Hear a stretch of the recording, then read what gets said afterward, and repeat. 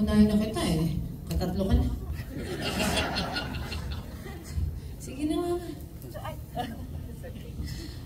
Ako siguro po kasi I became a mother at a very young age, no? So my protective instincts, I would say, super high. Lalong-lalo na at the time when I felt very fragile, no? And very, very vulnerable. Kasi pag bata ka pa and you have to protect another child, no? As I was growing older, so was she. But to see Callie flourish into the person that she is now, at ngayon nananahan siya sa ibang bansa, ang sarap isipin na ang pagiging protective pala bilang magulang ay hindi kinakailangan ng malapit na presensya sa araw-araw. And when I came into doing this film, I had that in mind. Imagine po, tatlo yung anak ko, tama po si Iza. Isa pong 21 years old, piloto na po siya sa Australia ngayon. Babae po. Well, thank you very much. Really a big achievement for our family because alam naman ng Diyos, grabe talaga ang pagtatrabaho namin ng asawa ko para mapadala siya doon. Papa B. Si Papa B, wala dito sa labas. Yung pangalawa po is Alonzo, a boy who is 9 years old, also very much like me, no? And now Ilio, who is 2. I think yung coming into this, yung protective instincts ng isang ina, isang tagapangalaga ng pamilya, ay naturalesang lumalabas, lalong-lalo na pag ikaw ay nagmamahal. Kasi kagaya nga ng sinabi ng anak kong si Marco kanina, na lahat naman tayo dito ay may pinoprotektahan. Pero ang pagpoprotekta at pagmamahal ng isang bagay, tao, kapaligiran, ay nasa sa atin din. We choose who we want to protect. We choose who we want to love. We choose who we want to become as people, as caretakers of this land. And I feel like when you become a mother, you understand that. But I'll also say na, the movie is not just about being a mother. Hindi lahat po kasi ng babae or ng tao ay nagiging ina. Pero lahat tayo ay nagmamahal at nagpoprotekta.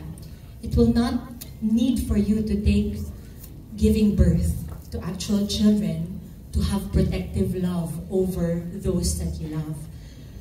I always say na grabe yung protective instincts ko sa mga bata. Nung pinapanood ko si Lydia at si Audrey, naintindihan ko sila pareho. Wala akong pinanigan, at ako na ito, akong tutuusin, ako si Lydia dahil grabe paano, may bias na ako. Pero naintindihan ko si Audrey eh. Kahit ako din siguro, kung nalaman kong sinaktan yung anak ko, ibabalik ko yung van na yun. Babalik ako. And I think that's the entire beauty of this film is that when you think about it, sa pagmamahal at sa pagprotekta ng mga tao at kapaligiran na minamahal natin, asaan ang mali at tama? Doon ka mapapaisip. Kung pinoprotektahan mo yung tao, yung kapaligiran na to, pinaglalaban mo ito at yun ang nasa puso mo, does that make you wrong when you try to protect the people and the country that you love? So this time, the goal of the film was not for you to take sides at malaman kung sino ang tama at mali, sino ang mas nagmamahal at sino ang mas nagpaprotekta. The goal of the film is pumukaw po sa mga puso ninyo at mapatanong kayo, sino ang gusto kong protektahan? Kapag pinangalagaan ko ba yung kapaligiran ko, ibig sabihin din ba nun ay pinoprotektahan ko ang mga taong nananahan dito? Ang pagmamahal ko ba sa kapaligiran ko ay katumbas ng pagmamahal ko sa mga taong nananahan dito? That is the goal of the film. To not know who's right or wrong, to not take sides, to not bicker among each other, but to have one true love for the place that we are on. And I think that's the beauty of the last scene when we saw, of course, Mayang, and sana po hindi natin ito spoiler, but that was the beauty of the film. Doon ako pinaka, oh my God. When Mayang, yung last direct, yung kamay niya, pinatong niya doon sa both mga bata kasi pareho ng lahat ulila, doon ko naisip, kahit pala mawala ako sa buhay na ito, kung aalagaan ko yung kapaligiran ko, somebody will always look after my children. So, if I want that to happen, kailangan ngayon pa lang gawin ko na yung duty ko to take care of the very land that will make sure my children will be okay. That for me. Beautiful. Iza. Thank you. Sorry, just to make sure I get the question right. Could you please Yes, gaano ka ka-protective as a mother, yung protective instinct mo in real life? Madami kasing layers ang pagiging nanay. Tulad ng nasabi ni Dimples. Yes, I am a very new mom to Dea, who turned 2 recently. However, I think I've been mothering people in my life in different ways. I guess even my father, when he was still alive, in some ways I was mothering him, and kasi when I think of mother, I think of somebody, katulad ng sinabi ni Dimples, not all women, not all mothers are just those who bore a child into the world. Some have adopted, some have nurtured or nourished as teachers, or as, you nurture and nourish in different ways. A plant, an animal, her snake, or any living being, humans, of course. Parang in that regard, I think I have been mothering. I have been that kind of energy in our home. My kuya is here. I just want my brother. I don't know if they're still here. Ben is here. I am his mother too. Joke. Pero alam mo yun, talagang,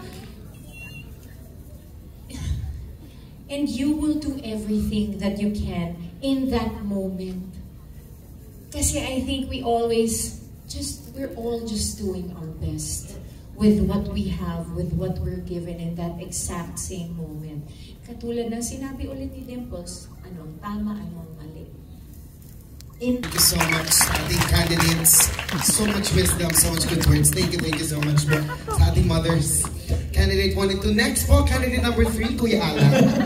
Parang pa-Miss Earth na tayo dito. No? Yes! Di ba? Yeah. Very clear naman Paso? Very clear naman yung message to us that we have to take care of the mother. Nagustuhan mo? Yeah, actually, napaiyak at nadala ko ng eksena. Congratulations. Pero yung question pa lang sa inyo, curious lang kami, kumbaga medyo ma-action din yung acting ninyong dalawa dito, especially si Dimples, di ba? Yung pahang and pa-acrobat. How was that? Pa-acrobat, di ba? Sana alam natin na hindi si Dimples yung Pero how was the experience shooting the film and challenges you encountered doing the take? Kuya Alan, I think the biggest challenge for me was not even the end of the movie, but the entire film na dapat wala kayong masilip na ma-preempt nyo. Yun yung pinakamahirap sa akin. Kasi ang problema, sa pelikula, kitang-kita mo, that's why I always silip the shots of direct, ang lapit ba? Baka konting twitch ng mata ko, mapansin mo, ay, may gagawin siya sa dulo.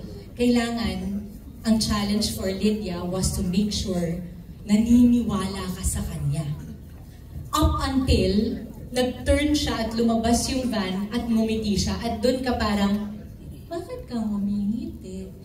Diba? So, that was the challenge for me. But kasi I tell you, and this is not even because I've worked with Direk Lino, even when Kali was still a child. Direk, diba? 3 or 4, si Kali, we're working on Once Upon a Time. Yan, kasama si Kuya Dominic Ochoa. I remember. Tapos naisip ko, nung time na yon, I'm on full surrender na po kasi ngayon sa buhay ko. Pag nag-40 ka pala, nandun ka na sa full surrender ka. You just allow life to happen to you. You wake up, you're healthy, you have your family, I'm okay. Anything that comes on top of it is just a mere bonus for me. And just to have you all here, and to have an amazing cast and be able to work on a project that means something bigger than what I usually do. Kasi proud din naman tayo sa ibang mga pelikulang nagawa natin eh. May extra lang ako ngayon dahil this will mean something to my children. Pag nilook up nila, ginugal nila, ay mommy ko part ng The Caretakers, mapaproud sila kasi it was trying to say something. It will mean something for the future generations. So, yung challenge na nag-harness ako, kasi madaling araw na rin yun eh, but nag-harness harness ako, Tapos, yung emotional baggage lang na ikaw yung nakapatay sa sarili mo. Medyo ano yun sa akin, mabigat. No? Oo. So, nung time na yun, kasi we were all in the same space. No? And nung i-harness na ako, it's not easy for me kasi takot po ako sa heights. Pero kasi may mga bagay kang lulunukin para sa trabaho talaga. Isipin mo, kasama yon. Pero buti na lang, hindi talaga nila binali yung kamay ko, Kuya Alan. Kasi nung pinapanood ko kanina, nung nag-dubbing ako, wala pang effects direct, di ba? So hindi ko pa kanina, na-impress ako. Sabi ko, oh my God, nakakatakot pala ako sa pelikulang to. Hindi ko na-realize, but I guess, yeah, di ba? Sabi ni Isa, girl, as Linda Blair ko, sabi ko, wow, feeling na feel ko talaga. Pero ako, I feel very blessed because even while we were shooting it, Kuya Alan, I'll tell you, hindi ako natakot na parang mahuhulog ako doon. No. I know Rain Entertainment. I know Regal Films. I know there's nothing for me to worry. Ingat pa ako doon, matagal pa ako doon, ganun pa ako doon. I have full trust. It was not a challenge to shoot the physical things. It was more a challenge for me to make sure na yung mukha ko hindi magbigay ng inkling sa inyo. Yun ang pinaka-challenge sa akin.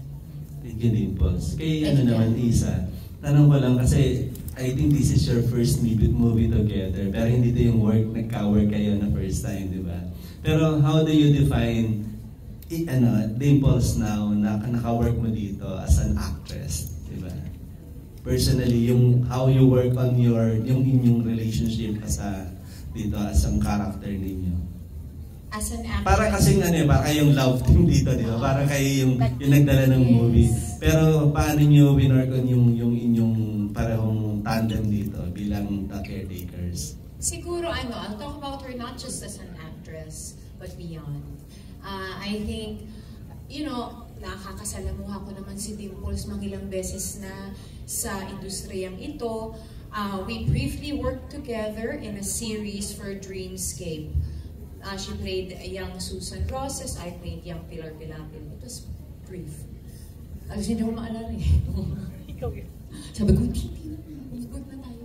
Pero nangyayari yun kasi, kami nga, ni Dennis Trill, sabi ko, hindi pa tayo nagka-work. May nag-post, may scene kami sa Efere, mali ako. Alam mo, hindi ko na, sometimes hindi ko maalala eh. But I remember that.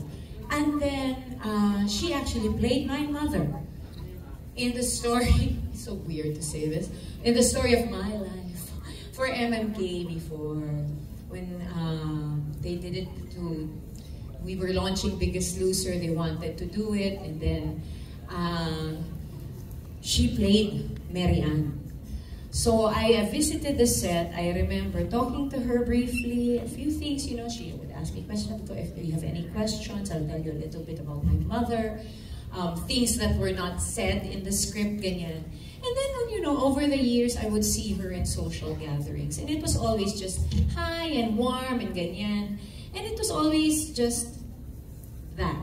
And then finally, we got to work together. Hindi kami tumitigil, chumika. And very me. So, the dynamic duo of chika. Yun lang. Hindi ko nga alam paano ito natapos nila Shugo eh. Kasi ang dal-dal talaga namin. Pero beyond that, she has this wealth of experience in being a mother. That, I come humbly asking for tips, for experiences. I just want her to tell her story because you just pick out naman what you can, di ba? And then, na-enjoy ko yung kanyang energy at na-inspire ako sa kanyang pagiging businesswoman. Girl, this woman works hard. You work really hard. I admire you for that. Hindi kasi everything that you have now, you have worked really hard for. And nobody can contest that. And as an actress, fellow actress, syempre meron kang, paano kaya ito? Sana cooperative. Kasi ako, kilala ko ang sarili ko. I know how I am. So I know that I will give. Yes? I will come to you. I will ask you first, do you need me? And I will seek for help when I need help. So I didn't know how she would be as a co-actor. And I remember that scene sa silong, sabi ko lang sa kanya, Dims, gumanon ako. Kasi kinailangan ko siya at that moment. Nagbigay siya. Inalaw niya ako to share that energy because I needed her in that moment. I needed to feel present in that moment. And you helped me a lot, so thank you. So, you know, and that to me, that is what you feel when you watch something. That is the magic of acting. For me. So, I am very grateful. Nakita natin kanina si Jody, one of my favorite co-actors sa Sunshine Reason. Ilalagay na kita sa listahan na yun. Yes. Kasi, hindi maramot. Alam mo yun, nakipagsayaw sa akin. So, yun lang ang, yun ang aking experience working with Dimples. So, yun.